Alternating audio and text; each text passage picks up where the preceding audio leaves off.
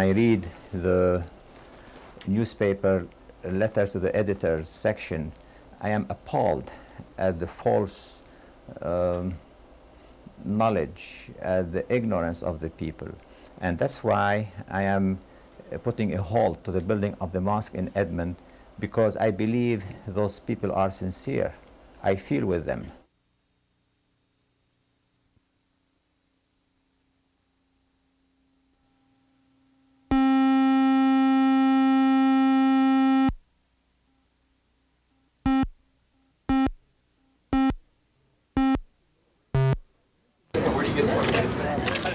The commission meeting began with this: picketers from Love County protesting the commission's new proposals.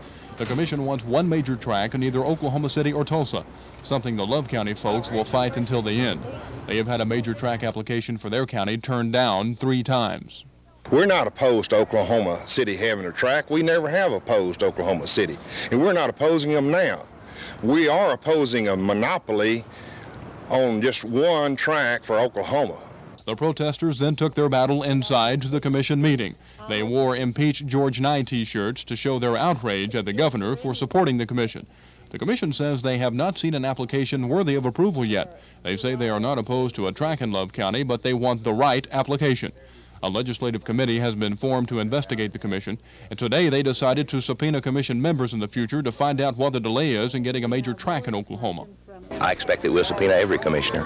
We want to know why in 35 months something hasn't been done. We hear a lot of rumors. We don't know. They may all be lies, but at least we want to get to the bottom of it. We want to know what's wrong, what we need to do legislatively, and if we can help them do something where at the present time they're doing nothing. The commission will wait until after a September 10th public hearing to finalize their plans. Then they will decide if there will indeed be only one major track in Oklahoma and where it will be located. Kevin Ogle, News 4.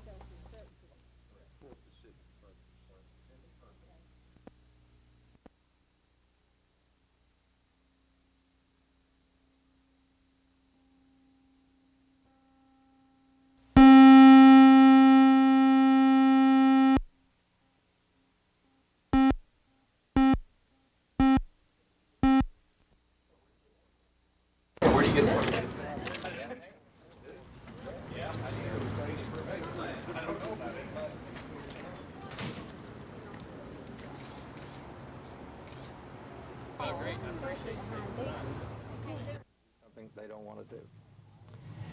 I am not intimidated whatsoever by people being disappointed in the commission.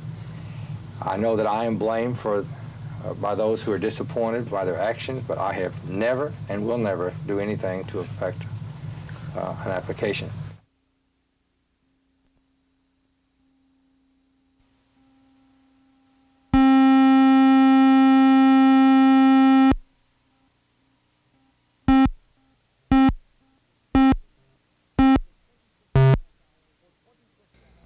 For 26.5 hours, the jury deliberated.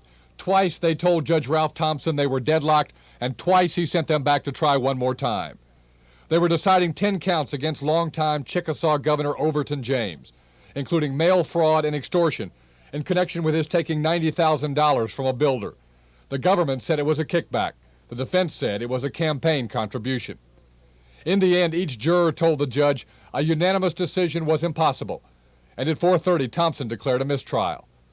Following the decision, James said he was prepared if the government wanted to try him again. Well, I'm very disappointed that they didn't render a verdict of acquittal. And, of course, I assume that it'll be up to the government if and when they do set a retrial. But if they do, we'll be geared up, ready to go when they set the date. Throughout the long wait for a decision, James had been surrounded by relatives and tribal officials. He had contended all along that he in no way tried to influence decisions made by the Chickasaw Housing Authority. And when asked if there's anything he would change in a second trial, defense attorney Patrick Williams said, "No, try to change the verdict, change the outcome of this trial." There had been some optimism among some of the jurors late last night that they would be able to reach a verdict in at least one of the counts against James. But the notes they sent to the judge today indicated they could not break the logjam. Assistant U.S. Attorney Steve Koratash declined to be interviewed, except to say that the government would be ready if and when there is a new trial against James. Jeff Fowler, News 4 at the federal courthouse.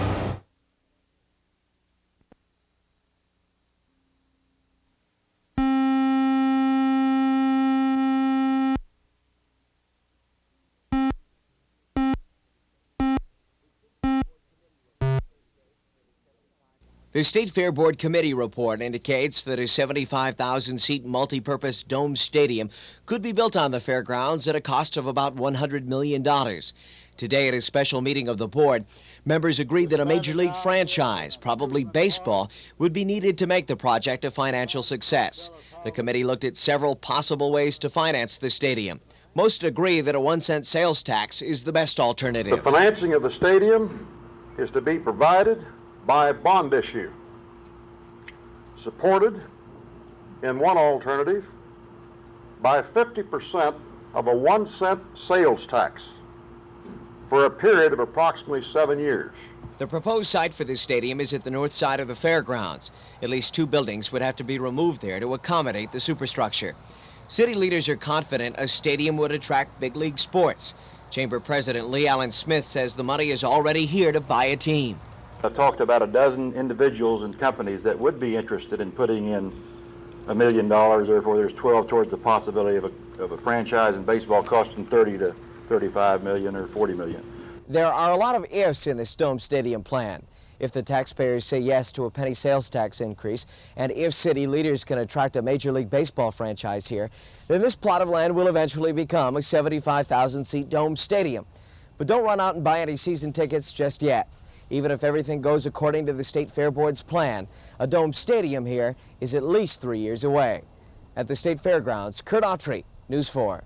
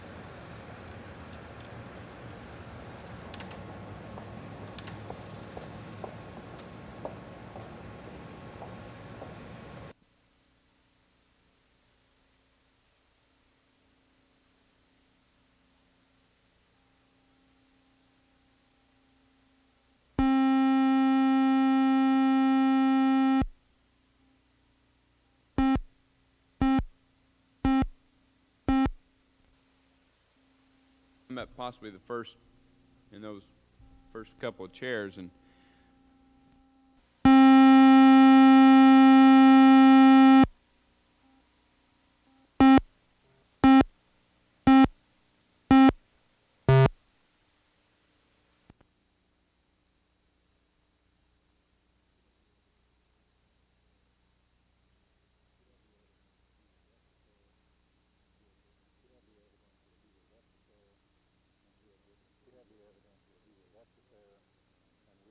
we have the evidence that he was at the fair, and we have witnesses who will place him with the girls. And of course, after he took the girls and left the fair, then we have to prove everything by circumstantial evidence from there on.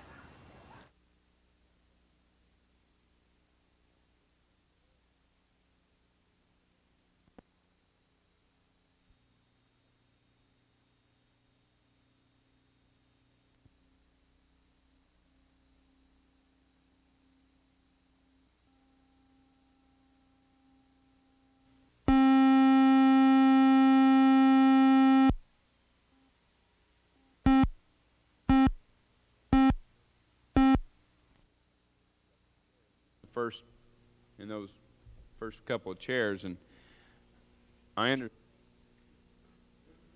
appreciate the opportunity. This gives the employee more time to participate. Some lady calls in at 2 o'clock in the morning and says, "Help me, he's breaking in here to try to rape me." And I don't, a lady called me back after 8 o'clock the next morning. I don't think that's going to work either. We've got to have some help. It's just that simple.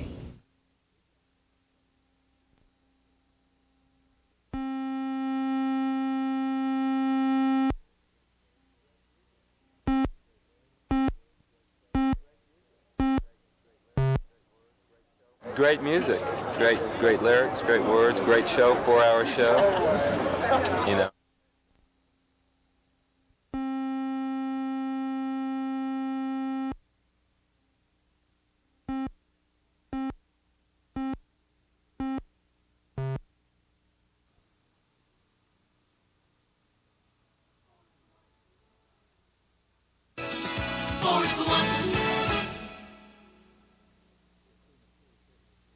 Could you speculate this early as to which one it would be, or is that premature? Well, it's premature, certainly, to the Gannett Company. They'll have to make that decision, and I think they'll make it pretty quickly, in my opinion, so that I think it's in their best interest to do so.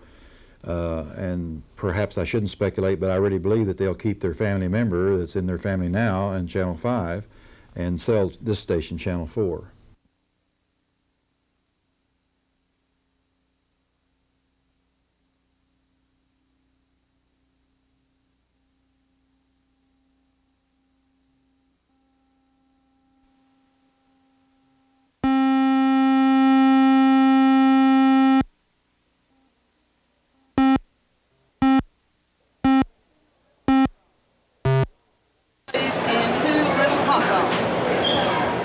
Like many other 89er fans, Lou Ann Rice grabs a hot dog before each ball game.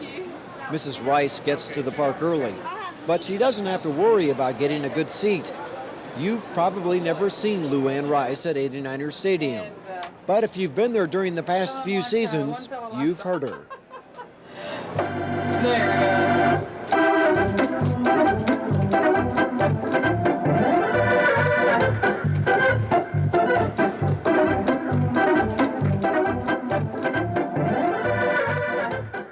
Audience participation and audience enthusiasm.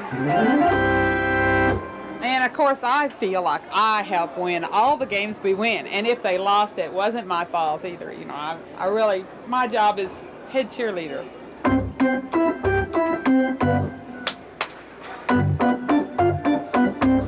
I think she's pretty good on a lot of songs. It's all right. I like it. I just like to listen to music. Lou Ann's organ playing helps smooth out the slow spots for fans of America's favorite pastime. Just maybe her music helped the 89ers win their division this year. Scott Wallace, News 4 at 89ers Stadium.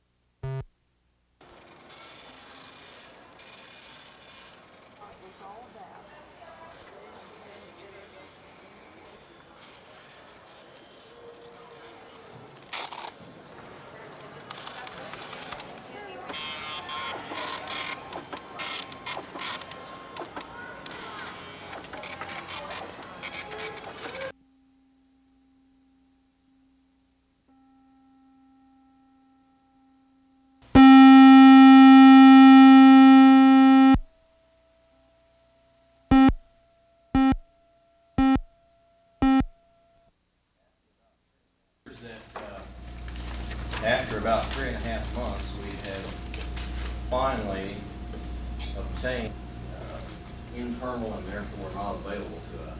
I told you before, a copy of the year-old capital improvement because we've been treated unfairly all year and last year too, and that's common practice. That's the way they treat us at the bargaining table. That's the way they treat second-class citizens, city employees, and that's kind of the way we're looked at by the current administration.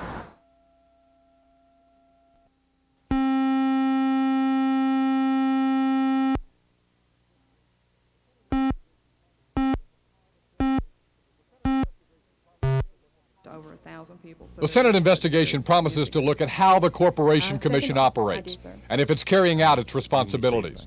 The primary area of interest in this first day of hearings was the Oil and Gas Division. 5 department heads were questioned by committee members about how they run their departments and what their responsibilities are. Many of the questions dealt with the area of oil pollution around the state.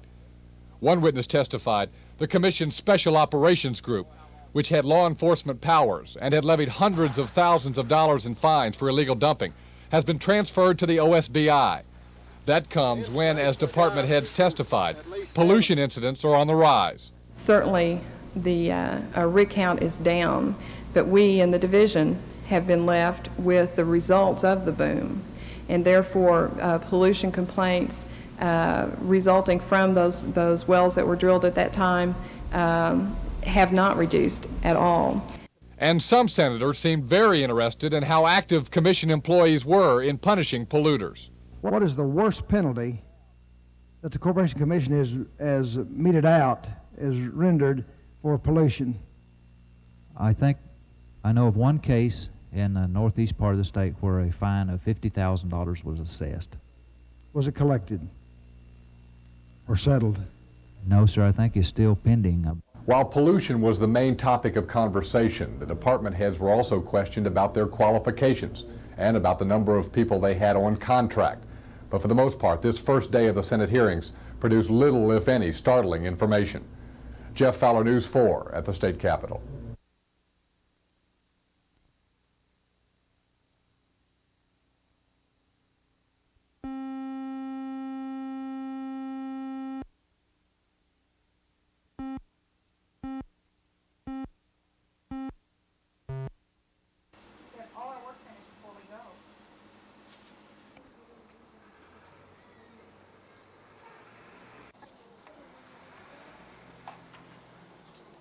It's a flower and it has a special name. If you know the name of the flower, raise your hand.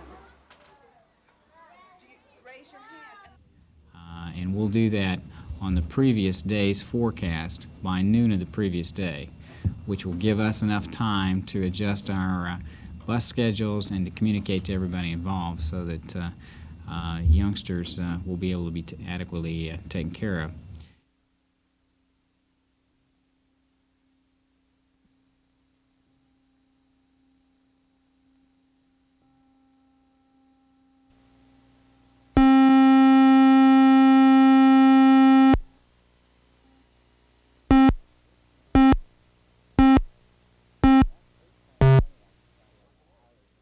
It tastes kind of funny, like it's got a lot of algae in it or something like that, you know, and it smells funny too. That's the complaint of Norman area residents about water from Lake Thunderbird, a foul taste and odor, and some reports of gastrointestinal problems. It's an extremely common problem, especially in your warmer climates where you have a lot of bright, clear, sunny days. Professor Lois Feaster specializes in studying algae at the University of Oklahoma. She says the algae level in the lake has been extremely high. She also claims that can be prevented. Then all they need to do is to put some copper sulfate in very selected parts of the lake. The whole lake doesn't have to be copper sulfated, but just say in and around the water intake, and that would simply kill them out before they built up to any serious problem. But Norman water officials say the copper sulfate would be just one more element that would have to be removed before the water could be distributed to customers. They say they are already doing every acceptable treatment to make sure the water is as pure as possible. As a matter of fact, there are no state regulatory limits regarding the presence of algae in raw water. Only that it be removed during the treatment process, which we are able to do quite successfully. Rennie says he does not believe the water is causing any illnesses. But both he and Feaster agree that the taste and odor problems will disappear when weather conditions change enough to slow the growth of the algae. Storm Smith, News 4, Norman.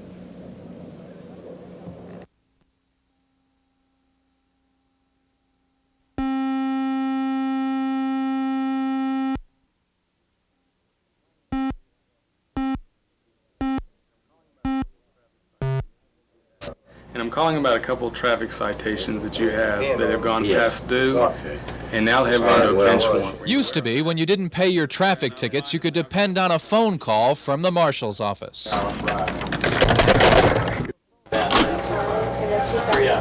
Well, the phone call still comes from municipal court, but these days most are made by machine. A warrant for the arrest of a person using this phone number has been issued for failure to appear in court on a traffic citation. The court's new weapon against delinquent tickets is a tape recording that tells 450 people a day that a warrant has been issued for their arrest on traffic citations.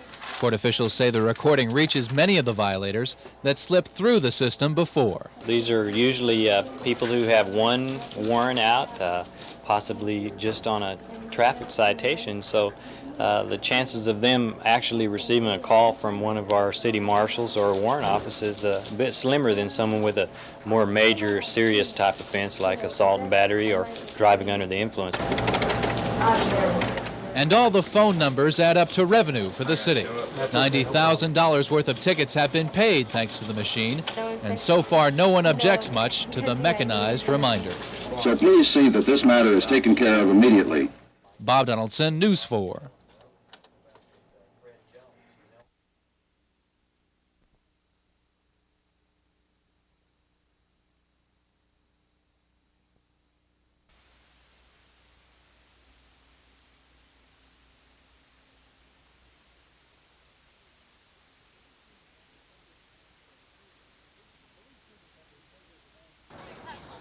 Police union members made their demands for a pay raise weeks ago when they picketed City Hall.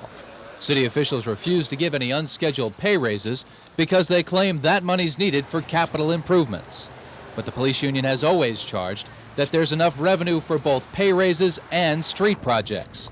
Today, they took that argument to the City Council. Don't interrupt me, please. Come on. I did not question. In the meeting, a former city budget official, now working with the police union, charged that millions were hidden away in the budget. That union spokesman claims the capital improvements budget has become bloated with money left over from finished projects. This is money that's available for immediate allocation.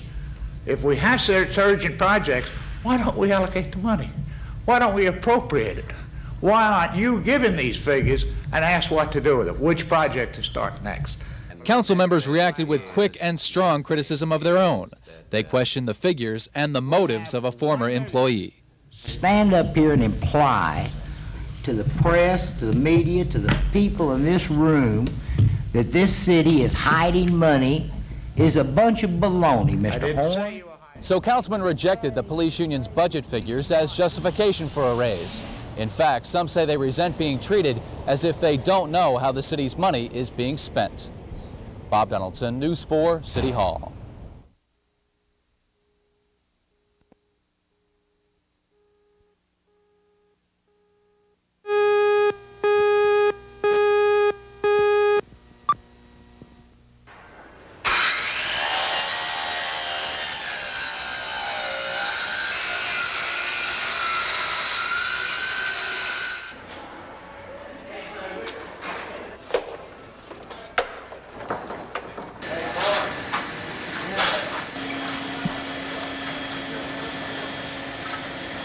We'll ask them when they arrive to complete application forms. They will go through several screening tables and personnel, and after that we will get back to them for follow-up interviews with the idea of offering jobs on or around the 1st of October.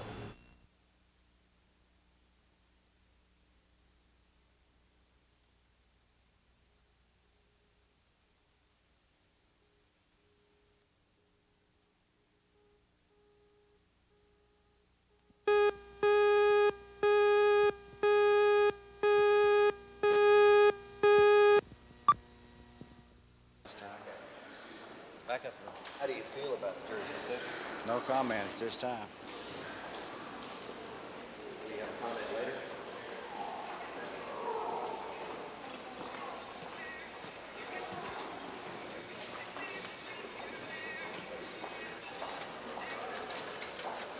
I just praise the Lord that He finally let them reach the decision, the only decision that could possibly be made in this case. I feel like that all of the jurors were very intelligent and that they reached the only decision they possibly could.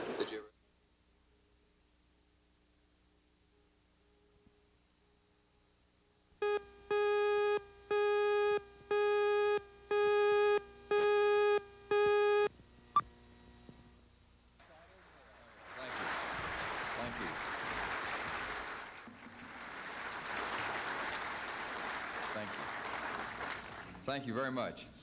It's a great day about the reasons to locate a manufacturer.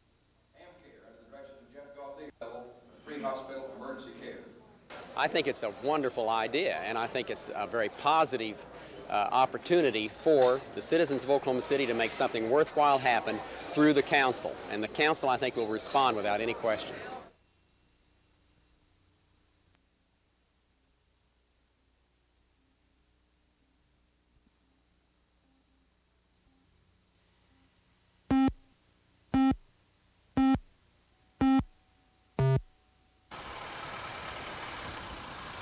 On Monday, August the 19th, between the hours of 6:30 and 8 o'clock in the evening, Linda Ann Thompson went to the automatic post office in the Shepherd Mall parking lot.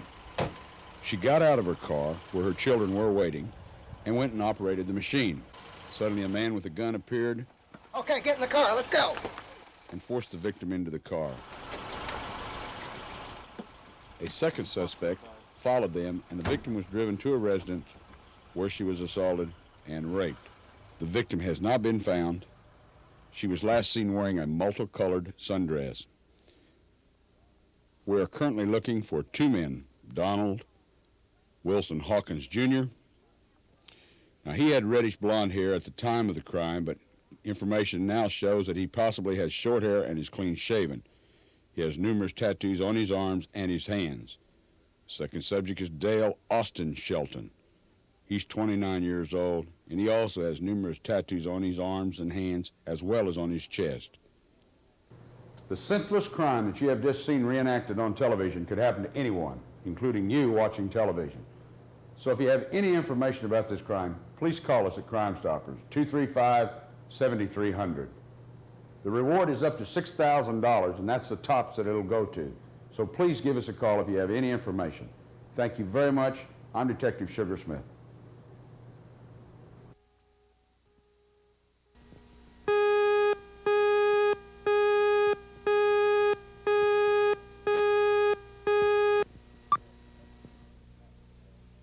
The parents are much too detached from them, and the impact of this level of drug and alcohol abuse deteriorates them physically and emotionally and morally in their formative years. Accompanying that, of course, is a teenage pregnancy epidemic. So just as we fought for many years on opening up the doors of opportunity, it does not matter if the door is wide open if you're too drunk to stagger through the door, or if your teacher has a PhD or no D and you never show up for class.